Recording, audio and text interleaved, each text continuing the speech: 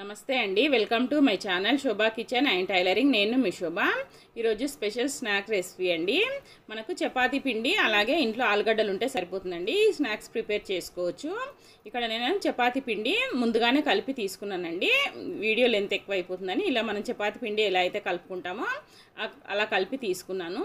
ఇలా మనం పూరీ సైజ్ అంత ముద్ద తీసుకొని రౌండ్గా చేసుకొని మనం పూరీలు ఎలా అయితే చేసుకుంటామో అలా చేసుకోవాలి. ఇక్కడ నేను 3 ఆలుగడ్డలకు సరిపడా పిండి తీసుకున్నానండి.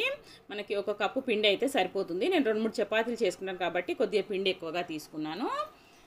ఇలా మనం పూరీ సైజ్ అంతా చేసుకున్న తర్వాత ఇలాగే అయినా ఉంచుకోవచ్చండి. మనకు రౌండ్గా కావాలనుకుంటే ఇలా ఏదైనా ఒక టిఫిన్ బాక్స్ మూతతో కానీ ఏదైనా మూతతో మనం ఇలా పైనుంచి పెట్టేసి బౌల్ నుంచి కొద్దిగా ఒత్తుకున్నామంటే ఇలా రౌండ్గా వచ్చేస్తాయండి. సైడ్ల నుంచి ఎక్స్ట్రా ఉన్న పిండి తీసేయండి. తీసేసుకుంటే మనకి ఇలా రౌండ్గా వస్తాయి అన్నమాట. ఇలాగే అన్నీ ప్రిపేర్ చేసి పెట్టుకోండి. ఇక్కడ నేను 5-6 దాకా ప్రిపేర్ చేసి పెట్టుకున్నానండి. ఇప్పుడు పొయ్యి మీద పెనం పెట్టేసుకున్న తర్వాత ఈ పెనాన్ని కొంచెం ఆయిల్ అప్లై చేయండి. చేసుకొని స్టవ్ సిమ్లో కానీ సిమ్ టు మీడియం ఫ్లేమ్లో కానీ పెట్టుకొని ఇలా కొద్దిగా కాల్చుకోవాలండి. ఇలా కొద్దిగా తెల్లగా వస్తే సరిపోతుంది. లైట్గా కాల్చుకోవాలన్నమాట. ఆయిల్ ఏం పెట్టని అవసరం లేదు. ఆయిల్ పెట్టకుండానే అన్నీ అలాగే కాల్చి తీసుకోవాలి. మనం ఎన్ని అయితే చేసుకుంటామో అలాగా అన్నీ కాల్చి తీసుకోవాలి. ఇప్పుడు పొయ్యి మీద బాండి పెట్టుకొని 1 టేబుల్ స్పూన్ అంత ఆయిల్ వేసుకొని ఇక్కడ 2 కానీ 3 కానీ పచ్చిమిర్చిలు కట్ చేసి వేసుకోండి. ఇలా సన్నగా కట్ చేసి వేసుకోండి. ఇక్కడ నేనైతే 3 పచ్చిమిర్చిలు కట్ చేసి వేసుకున్నాను. అలాగే మీడియం సైజు ఉల్లిపాయలు 3 తీసుకున్నానండి. 3 తీసుకొని ఇలా సన్నగా పొడవుగా కట్ చేసుకోవాలి. సన్నగా కట్ చేసుకుంటే మనకు తొందరగా వేగుతాయి అన్నమాట. ఇవి స్టవ్ సిమ్లో ఉంచుకోండి. సిమ్లో ఉంచుకొని కొద్దిగా వేగాలన్నమాట. ఉల్లిపాయలు అనేది పచ్చివాసన పోయి హాఫ్ బాయిల్ అయితే సరిపోతుందండి. మరీ మెత్తగా ఉడికించుకోకుండా ఇలా మనకు పచ్చివాసన పోయి కొద్దిగా హాఫ్ బాయిల్ అయితే సరిపోతుంది. ఇలా వీడియోలో చూపించినట్టుగా వేయించుకొని ఇప్పుడు స్టవ్ ఆపేసుకోండి. స్టవ్ ఆపేసుకొని ఇక్కడ నేను ఆలుగడ్డలు ఉడికించేది కూడా చూపించలేదండి. మనం పొట్టు తీసుకొని కొద్దిగా ఉప్పు కొద్దిగా వాటర్ వేసుకొని ఇక్కడ నేనైతే 3 విజిల్స్ పెట్టుకున్నానండి. మీడియం సైజువి 2 ఆలుగడ్డలు తీసుకున్నాను. పెద్ద సైజుది ఇలా 2 ముక్కలుగా కట్ చేసి తీసుకున్నాను అనమాట. ఇక్కడ నేను 3 విజిల్స్ పెట్టుకున్నాను.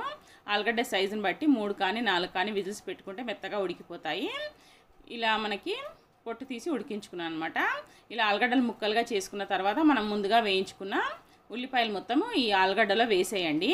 వేసేసుకొని అలాగే దీంట్లోకి ఒక నేను కారానికి సరిపడా కొద్దిగా పచ్చిమిర్చి తీసుకున్నాను కదండి 3, 1 టేబుల్ స్పూన్ అంతా చిల్లీ ఫ్లేక్స్ వేస్తున్నాను. మీ కారానికి సరిపడా చిల్లీ ఫ్లేక్స్ పచ్చిమిర్చిలు అడ్జస్ట్ చేసుకొని వేసుకోండి.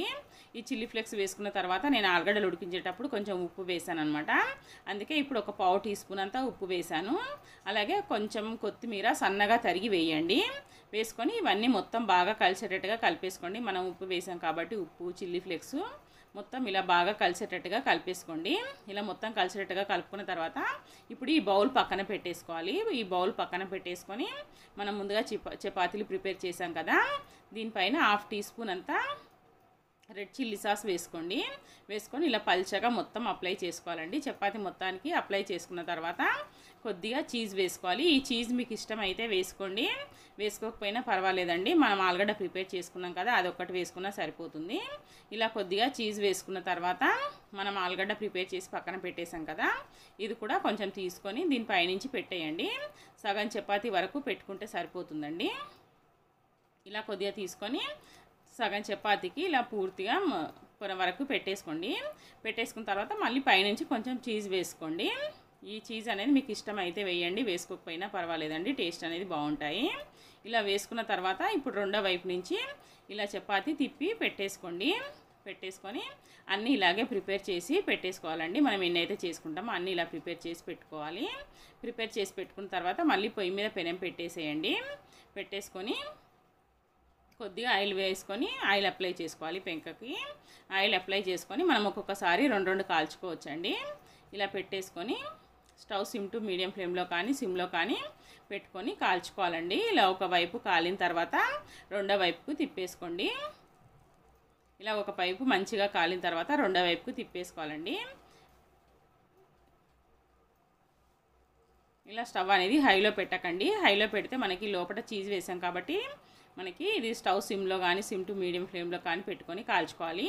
రెండో వైపు కాలిన తర్వాత ఇలా చపాతీ కొద్దిగా పట్టుగర్రతో కానీ లేదంటే 2 స్పూన్ల సహాయంతో వీడియోలో చూపిస్తున్నట్టుగా కాల్చుకోండి. లేదంటే మనకు అటు పక్క పచ్చిగా ఉండిపోతుందండి కింద సైడు. ఇలా వీడియోలో చూపిస్తున్నట్టుగా అన్ని చపాతీలు కాల్చి తీసుకోవాలండి. చూసారు కదా మనకి ఎంత బాగా వేగాయో. ఇలా మంచి కలర్ వచ్చే వరకు వేయించి తీసుకోవాలి. మిగతాయి కూడా ఇలాగే వేయించి తీసుకోండి. చూసారు కదండి మనకు స్నాక్ రెసిపీ రెడీ అయిపోయిందనమాట. ఇప్పుడు మీరు ఎన్ని చేసుకుంటారు అనేది చూసుకొని తీసుకోవాలండి. ఇక్కడ నాకు 3 ఆలుగడ్డకి 7-8 దాకా వచ్చాయన్నమాట. అలా మీరు ఎన్ని చేసుకుంటారు అనేది చూసుకొని ఆలుగడ్డ చపాతీ పిండి కలిపి పెట్టేసుకోండి. చూసారు కదండి మా వీడియో నచ్చినట్టయితే లైక్ చేయండి, షేర్ చేయండి, సబ్స్క్రైబ్ చేయండి. కిందనే ఉన్న బెల్ ఐకాన్ని నొక్కగలరు. మరొక వీడియోతో మళ్ళీ